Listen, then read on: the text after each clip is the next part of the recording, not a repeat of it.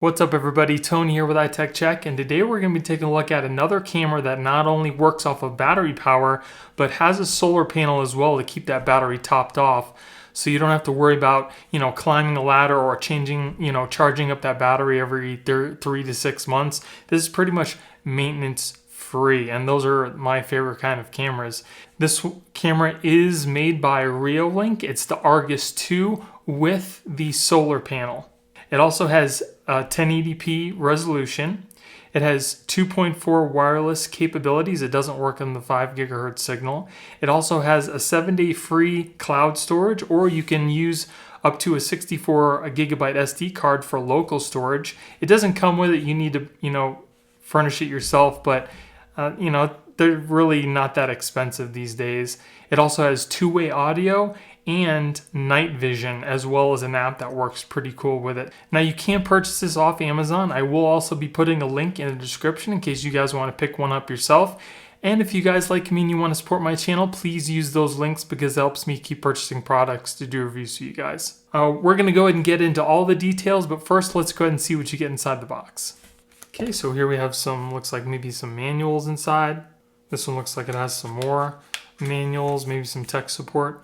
And it also has IP65 weatherproofing. So whether, it's out in the rain, snow, you should be good to go. You shouldn't have to worry about any water getting in and ruining the camera. And here's the rechargeable battery. It's got the connections right there. And then it looks like on the back you can charge this up with a micro USB cable as well. Just maybe one that, you use for your phone or anything like that. 5 volts, 2 amps should be good enough. Okay, so here's a strap, micro USB cable, some mounting hardware, and a little lanyard. And then here is the mount. Then here we have a little silicone cover. Probably keeps the camera dry and the sun from getting into the lens. And here is the camera itself. It does have some weight to it, some pretty good weight. And I'm sure, the battery's got some pretty good weight to it too. So this is going to be a pretty hefty camera.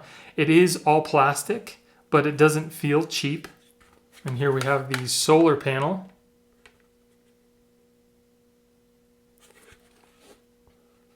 So it's got like this textured material on top here.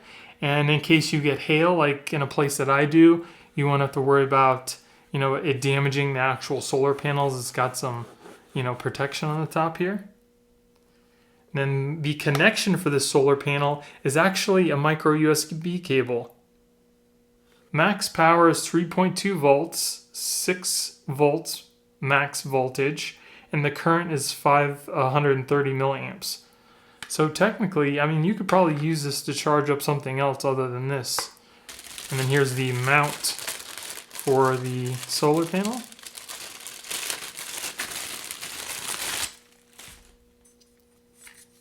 It's made of all like a light aluminum.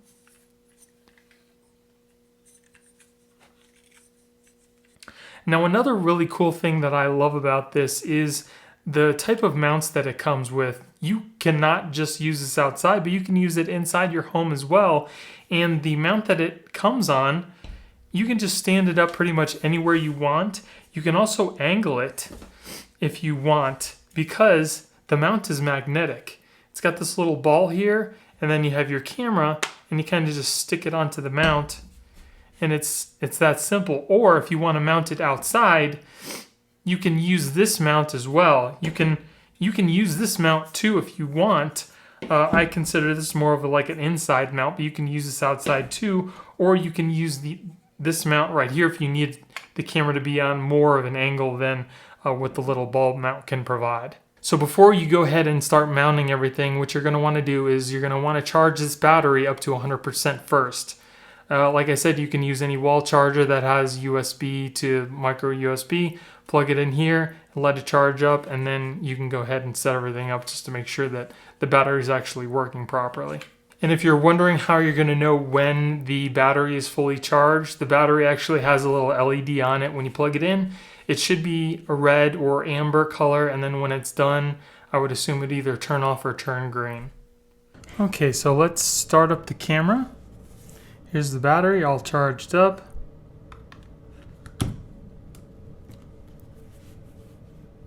Camera has been started up. Please run Reolink app, add the camera, and set it up. Okay, so first we'll go into the App Store. I'm on iPhone. Search for Reolink. Please run Reolink app, add the camera, and set it up. Okay, there it is. We'll get that. Okay, so first what you want to do is create an account. Okay, so once you've created an account, we're going to want to set up our camera. So we'll hit the plus up at the top right hand corner, hit OK. Then what you're going to want to do is look at the back of your camera, see the QR code, kind of hold your phone over it. There you go. So what you're going to want to do is put your phone on your 2.4 gigahertz Wi-Fi. Make sure that's connected. Then we'll go back into the app.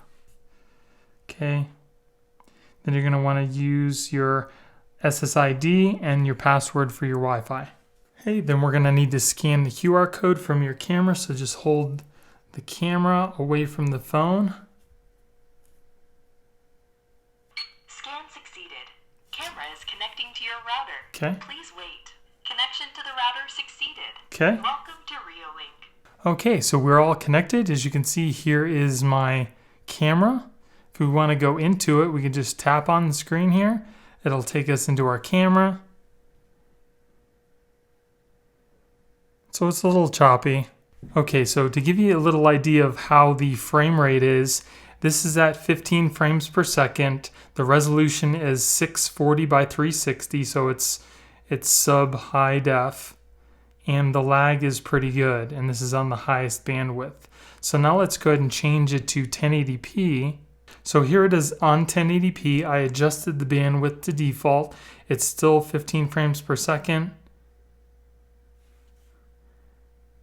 And there's still a lag, but it's a little less than it was before. Okay, so first off, let's go ahead and take a look at the app and some of the features that it has to offer. It actually has quite a few. This is what it looks like after you're all done getting set up. Here's your cameras. If you have more than one, it'll show here. I only have one. Here you can turn your PIR on and off. That's your passive infrared sensor. So if you don't want it to detect people or anything like that, you can turn that off. Here also you have your settings and your play button. The play button just goes and starts the cameras. So let's go ahead and take a look in here. As you can see, it connects right up. There's my stream. Now you're going to want to have a strong 2.4 gigahertz Wi-Fi signal for this, because if you want it on the best setting, which is 1080p, you're going to have a fast connection, or it's going to have lag issues and stuff like that, like this. I have a pretty good 2.4 connection, but for some reason it needs a much faster one. I think mine is about 50 megabytes down for speed. So I have it on 1080p, but let's go over the information here. Here, this little looks like a bell. This is your alarm that you can set off. So if you press that, it'll sound the alarm on the other end of the camera.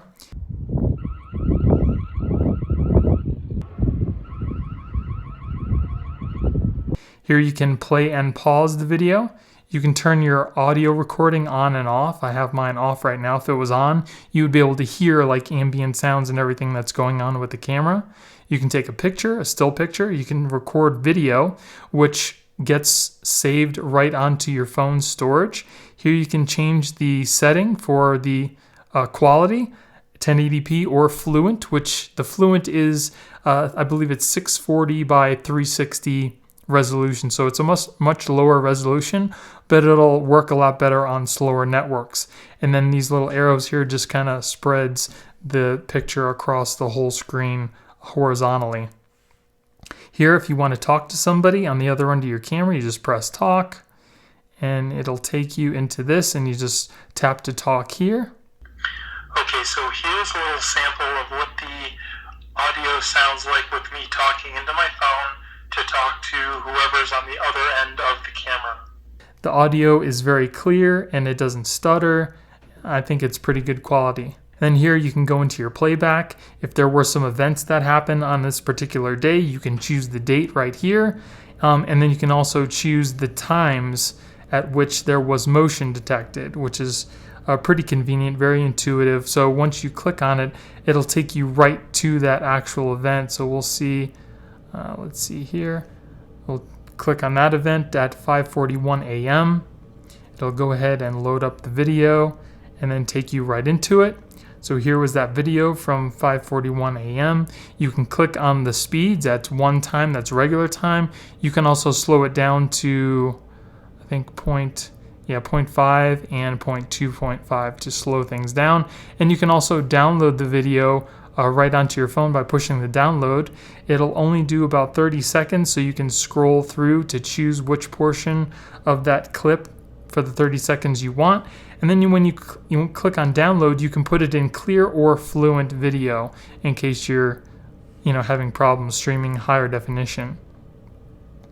And you can also, it shows you at the bottom here each time that there was an event. Okay, so we'll go into the settings here. You can choose your channel if you have multiple cameras. So we'll go back here. Now we'll go into the settings. As you can see here, you can change the name of your camera. There's also all sorts of networking information and everything in here.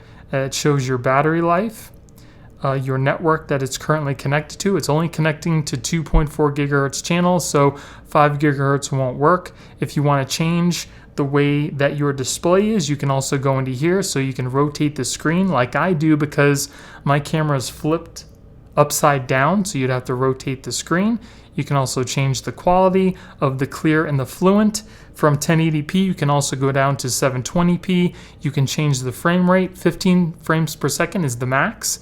You can also change the bit rate. And for the fluent, 640 by 360 is the max resolution, and it's also the lowest. You can also change the frame rate to 15 and the max bit rate as well. Here we have the anti-flicker. You can change that. You can change the infrared. You can also make your screen black and white color or put it on auto like I have it. You can move the dates around because I had mine up above here by the clouds. It's white, it's hard to see. So you can also move that around the screen. There's quite a few options for that as well. So you can put it pretty much wherever you want. Privacy mask is really cool because you can set things to be excluded from the camera. So if you get a lot of activity over here and you don't really care about it, you can just kind of make a mask so the camera will exclude that area from any motion, and you can kind of narrow it down to where you want the camera to actually detect. And you can put up to 3 masks on your screen. That comes in handy, especially if you have a lot of false positives. And here is the motion sensor. Again, you can come in here and you can turn that off and on. You can create a schedule as to when you want the camera to detect. I have it set from 6 a.m. to 6 p.m. to 6 a.m. in the morning only to record, but you can change that. You can change the sensitivity. If you're getting too many alerts, you can change the sensitivity. It does detect things very well. As you can see here, this is in the night, and it detected me walking outside very easily.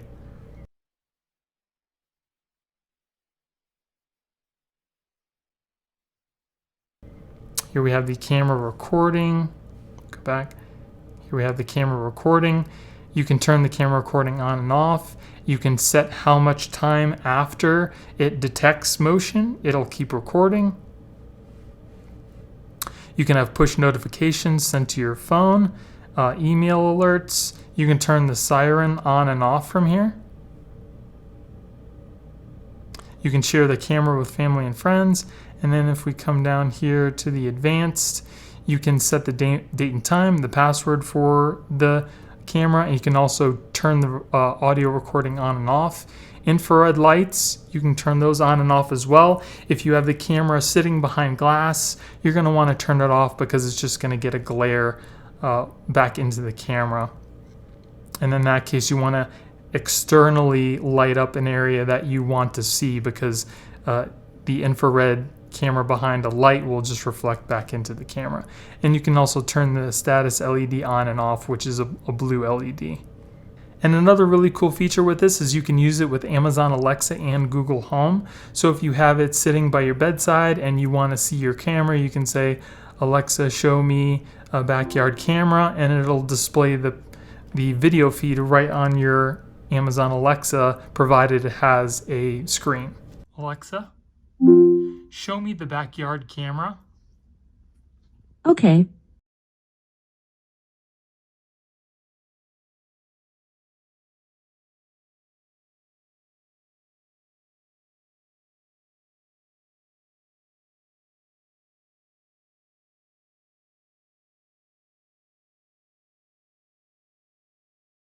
And not only can you use this with your cell phone, but a Reolink also has an app that you can use on your computer. You can get it on Windows and Mac, and that's useful, especially if you don't want to use your phone. Okay, and here I just wanted to show you what the application looks like. I'm on my Mac right now, but I'm pretty sure that the Windows application is going to look pretty much exactly the same.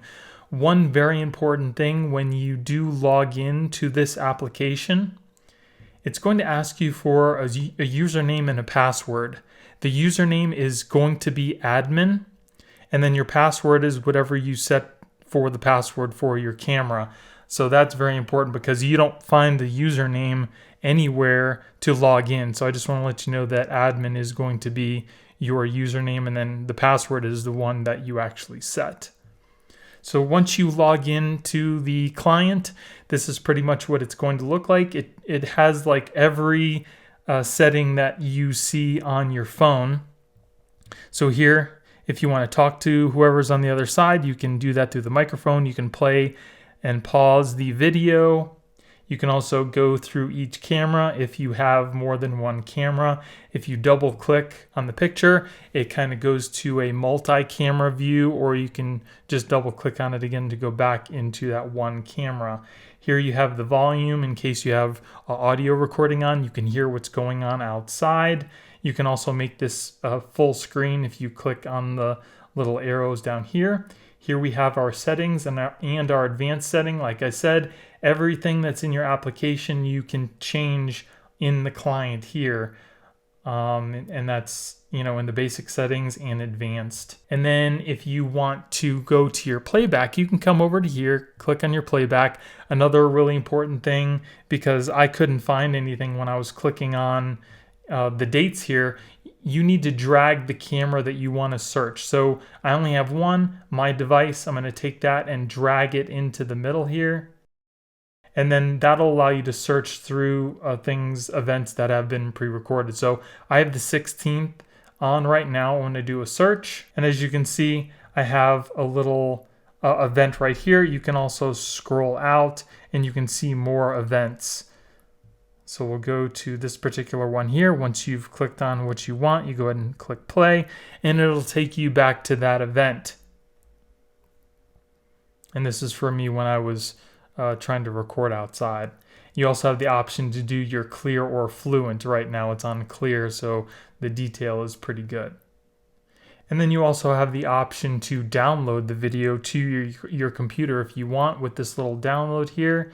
And it brings you up to all the files that are on your camera for you to download. You can choose individual ones, or you can select all to download them all. And that's pretty much it for the app on your PC. So this video here is a video that I downloaded from an alert from the Reolink app. I think the picture quality is really good. It's definitely more fluid from the downloaded video than it is streaming, and it does show a lot of good detail.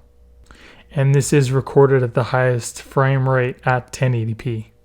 And then here I just want to give you an idea of what the alert looks like when it comes in. So you get the alert, you click on it, it opens up the app and takes you directly to the playback of that event.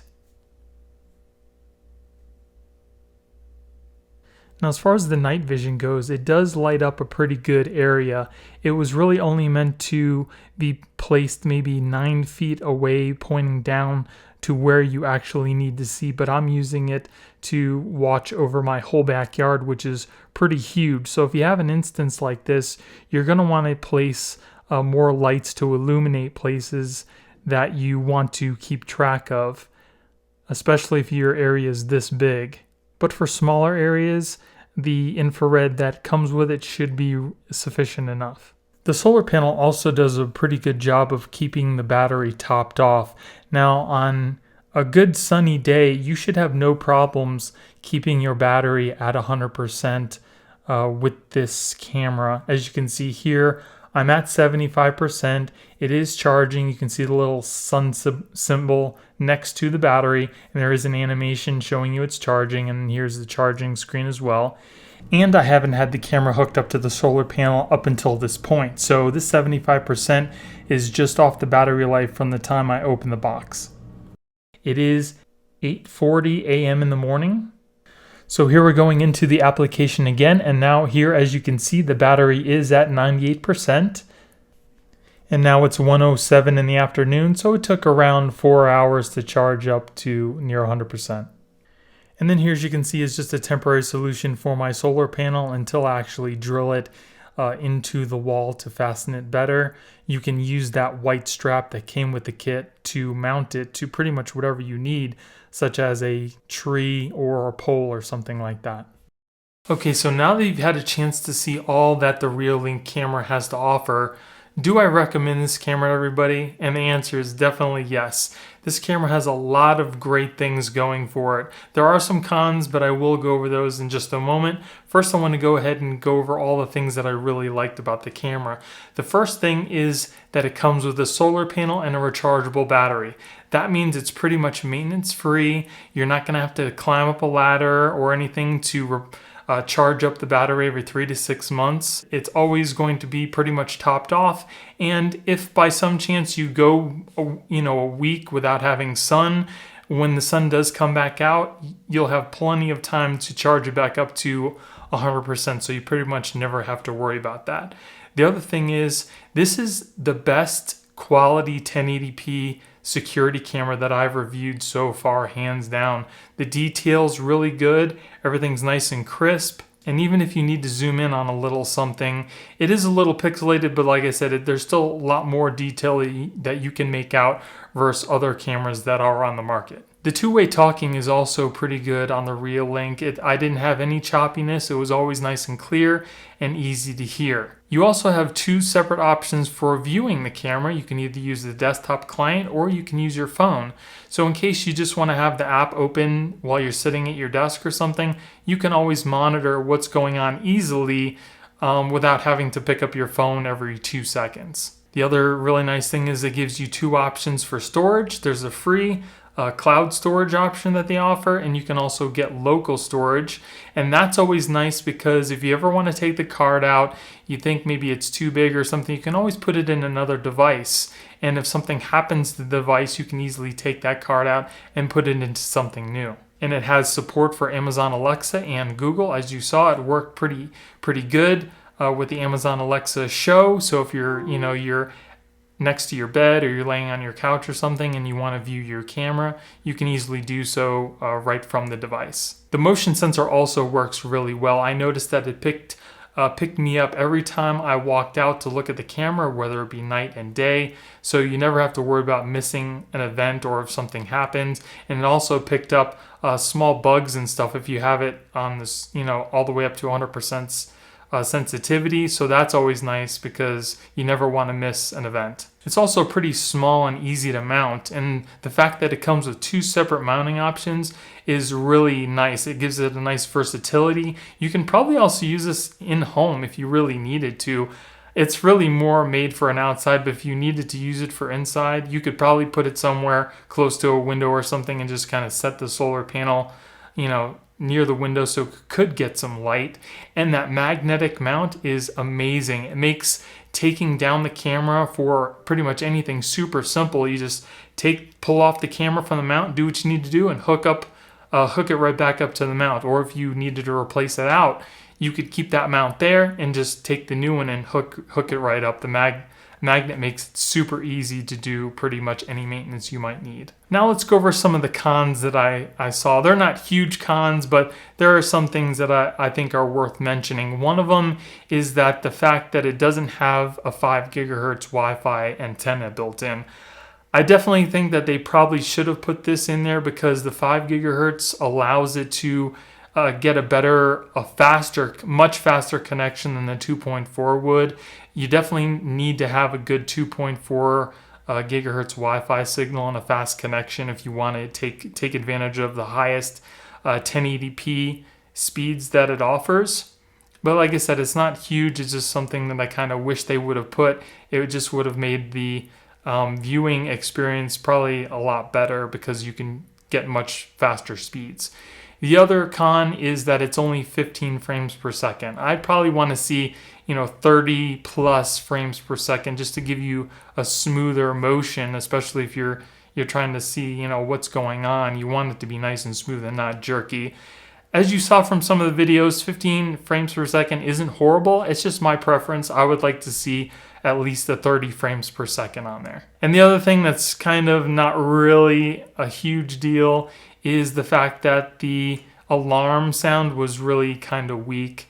I didn't have it really that high up on my house, and it just was really hard to hear that alarm. So I really don't think that would be very useful if you needed to alert other people to something going on with your house. So that's something I think could have been a little louder, but again, it's not a huge con. It's just something I wanted to mention. So that's pretty much it for the Reolink Argus 2. Again, you can pick it up on Amazon for about $115. I think it's a great value. I will be putting a link in the description in case you guys want to check it out yourself. And if you guys like me and you want to support my channel, please use that link because it helps me keep purchasing products to do reviews for you guys. So I hope you guys enjoyed the video. If you did, give me a thumbs up. Don't forget to subscribe and hit that little notification bell to let you guys know when I put out new videos. Thank you guys for watching. I hope you have a great day, and I'll see you in the next one. Later.